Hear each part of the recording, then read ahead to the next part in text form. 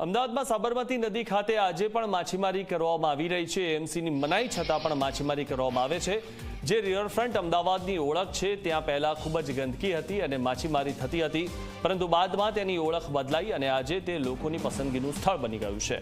અહીં માછીમારી પર પ્રતિબંધ છે, પરંતુ નિયમો તોડીને માછલી પકડવામાં આવી રહી છે।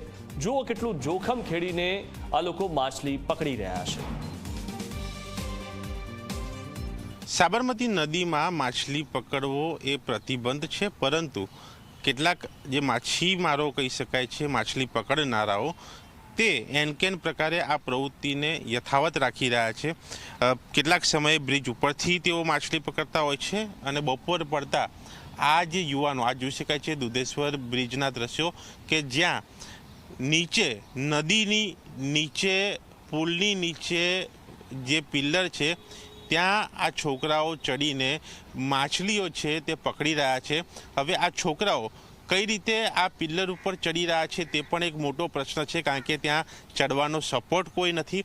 છતાં પણ આ જે માછલી પકડનારા બાળકો, છોકરાઓ, યુવાનો જે છે તે આ પિલ્લર ઉપર જે ઉપરના જે સ્પાન, જે પોર્શન કહેવાય છે, તેના વચ્ચેનો જે ભાગ અને પિલ્લરની વચ્ચેનો ભાગ, જે ખુલ્લો ભાગ છે, ત્યાં પહોંચે છે, ત્યાં બેસે છે અને કોઈ પણ બે રોકટોક વગર આ લોકો જે છે તે અહીંયા બેસીને માછલી જે છે તે પકડી રહ્યા છે। એટલે કે બ્રિજ ઉપરથી તો આ પ્રવૃત્તિ ચાલતી હતી, પરંતુ હવે આ પ્રવૃત્તિ જે છે તે બદલાઈ છે, તેનો પ્રકાર બદલાયો છે, પરંતુ તેમની જે મોડસ ઓપરેન્ડી કહી શકાય છે, માછલી પકડવાની જે ટેવ કહી શકાય છે, તે હજુ પણ એક જ પ્રકારની જોવા મળી રહી છે। અને માટે જ આ પ્રકારના દ્રશ્યો આ દુધેશ્વર બ્રિજ ખાતે જોવા મળી રહ્યા છે। અને જો દુધેશ્વર બ્રિજ નીચે આ પ્રકારની પ્રવૃત્તિ ચાલતી હોય તો અન્ય બ્રિજ નીચે પણ આ પ્રવૃત્તિ ચાલતી હોઈ શકે છે, તે શક્યતા અહીંયા કહી શકાય છે, નકારી ન શકાય। અને તે બાબતે ક્યાંક તંત્રએ ધ્યાન આપવાની જરૂર છે, કારણ કે સીધી રીતે ઉપરથી તો જ કોર્પોરેશને માછલી પકડવા માટે મનાઈ ફરમાવી છે, છતાં પણ જો આ પ્રકારની પ્રવૃત્તિ ત્યાંથી કેટલાક સમય દરમિયાન થતી હોય અને તે બાદની પ્રવૃત્તિ આ થઈ રહી છે, ત્યાં જો ધ્યાન આપવામાં આવે તો આ પ્રવૃત્તિ અટકી શકે છે અને જે નિયમ બનાવ્યા છે તે નિયમનું પાલન પણ આ નદી ખાતે જોવા મળી શકે છે। કેમેરામેન સૂર્યપ્રકાશ શર્મા સાથે દર્શલ રાવલ, ઝી મીડિયા, અમદાવાદ। તો જુઓ, પ્રતિબંધ છે છતાં પણ કેવી રીતે જુગાડ કરીને માછીમારી કરવામાં આવે છે। બ્રિજમાં ઉપર જવા માટે અલગ અલગ રસ્તાઓ અપનાવવામાં આવે છે અને તે રસ્તાઓ થકી આ જે સ્પાન છે ત્યાં બેસીને અને માછલી પકડવામાં આવી રહી છે। સાબરમતી નદીમાં માછલી પકડવો એ પ્રતિબંધ છે, પરંતુ G24 કલાકના કેમેરામાં કેદ થયા છે એવા દ્રશ્યો કે જ્યાં દુધેશ્વર બ્રિજ નીચે પિલ્લરની ઉપર કેટલાક બાળકો, યુવાનો જે છે તે ત્યાં જઈને માછલીઓ પકડી રહ્યા છે।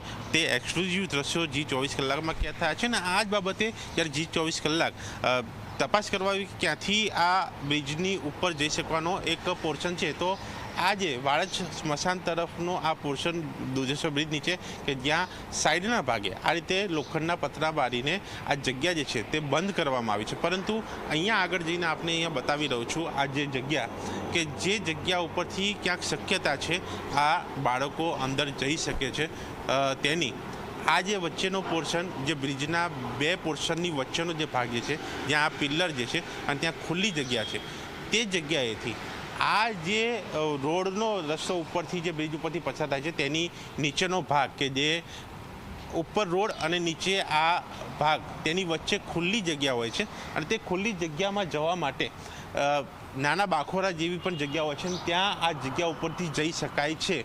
એટલે કે આ એક શક્યતા છે કે અહીંયાથી આ બાળકો અંદર જતા હોય અને ત્યાંથી ચાલીને આ બાળકો જે છે તે નદીમાં જે પિલ્લરો આવેલા છે, આ પિલ્લરો સુધી આ જ રસ્તેથી પ્રવેશ કરીને અંદર પહોંચે છે અને તે બાદ તે પિલ્લરો ઉપર બેસીને ત્યાં આસાનીથી કોઈપણની રોકટોક વગર, કોઈપણની નજરમાં આવ્યા વગર તેઓ માછલી પકડે છે અને અહીંયાથી આ નિયમનો ભંગ કરીને માછલી લઈ જઈને તેનું વેચાણ કરતા હોય છે, તેવી સૂત્રો પાસેથી માહિતી મળી છે। આ વાડજ સ્મશાન તરફના ભાગની વાત થઈ, પરંતુ સામે જે દુધેશ્વર તરફનો જે પોર્શન જે છે ત્યાં પણ એક પોર્શન એવો છે કે જ્યાં રિવરફ્રન્ટની મોટી વોલ છે અને તેની બાજુમાં જે પિલ્લર છે અને તેની વચ્ચે લગભગ 1 થી 1.5 ફૂટનું અંતર છે, ત્યાંથી પણ ક્યાંક આ જે યુવાનો આ બાળકો ચડવાની શક્યતા ત્યાં પણ હોઈ શકે છે, એ નકારી ન શકાય અને તે પણ એક માર્ગ હોઈ શકે છે. એટલે કે આ બે એવી જગ્યા છે કે જ્યાંથી આ લોકો નદીની અંદર પિલ્લર ઉપર પહોંચે છે અને ત્યાંથી માછલી પકડે છે અને તે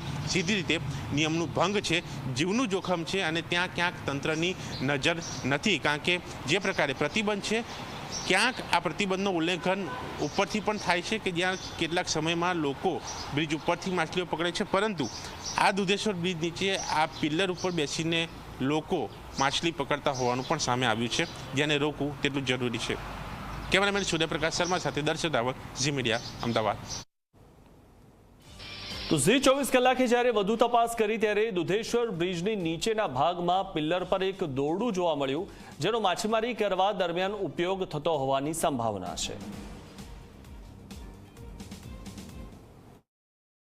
સાબરમતી નદીમાં માછલી પકડવાને લઈને ઝી 24 કલાકે જ્યારે તપાસ કરી અને જે બાદ અમે જ્યારે જે પૂર્વમાં જે રિવરફ્રન્ટ પોલીસ સ્ટેશન આવેલું છે તેના દુધેશ્વર બ્રિજ નીચેના પોર્શન નીચે પહોંચ્યા, તો આ જે પિલ્લર જે છે, જે આ સાબરમતી રિવરફ્રન્ટની વોલની પાસેનો આ જે પિલ્લર, ત્યાં એક આ રસ્સો જે છે તે મળી આવ્યો છે અને આધારભૂત સૂત્રોનું એવું કહેવું છે કે આ જે રસ્સો જે છે તે ઉપરથી નીચે લંબાવવામાં આવે છે અને અહીંયાથી આ જે બાળકો યુવાનો જે હોય છે તે અહીંયાથી ઉપર ચડે છે અને તે બાદ વચ્ચેનું જે પોર્શન હોય છે કે જ્યાં એક વ્યક્તિ ઊભા રહીને ચાલીને જઈ શકે છે, તેવા પોર્શનની અંદર આ જે તમામ લોકો અહીંયાથી ચાલીને વચ્ચે સુધી પહોંચે છે નદીમાં અને ત્યાં પિલ્લર ઉપર બેસીને તેઓ માછલીઓ પકડે છે અને એક નિયમનું ઉલ્લંઘન કરે છે.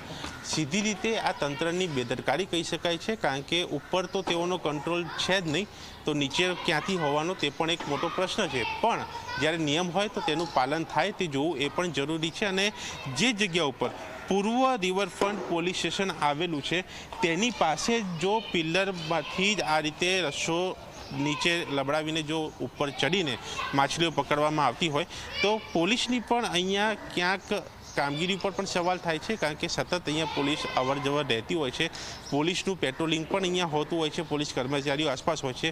તેમ છતાં પણ જો આવા લોકો અહીંયાથી ચડે અને આવી પ્રવૃત્તિ કરે તો તેમનું મોનિટરિંગ કેવું છે તે પણ અહીંયા એક પ્રશ્ન છે, જે બાબતે પોલીસ વિભાગે અને કોર્પોરેશને પણ ધ્યાન આપવાની જરૂર છે, જેથી કરીને આવા તત્વોને રોકી શકાય અને જીવના જોખમે જે પ્રવૃત્તિ થતી હોય તે અટકાવીને નિયમ ભંગ થતો પણ જે છે તે અટકાવી શકાય.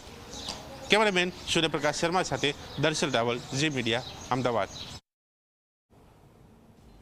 તો જ્યારે આ મુદ્દો ઝી 24 કલાકના ધ્યાને આવ્યો તો અમે તેની સઘન તપાસ કરવાનું નક્કી કર્યું. ત્યારે ગાંધી બ્રિજ પાસે અમને એક વ્યક્તિ જોવા મળ્યો. જ્યારે અમે તેમને સવાલ કરવાનો પ્રયાસ કર્યો તો તેણે એવી દોટ મૂકી કે પળવારમાં જ ગાયબ થઈ ગયો.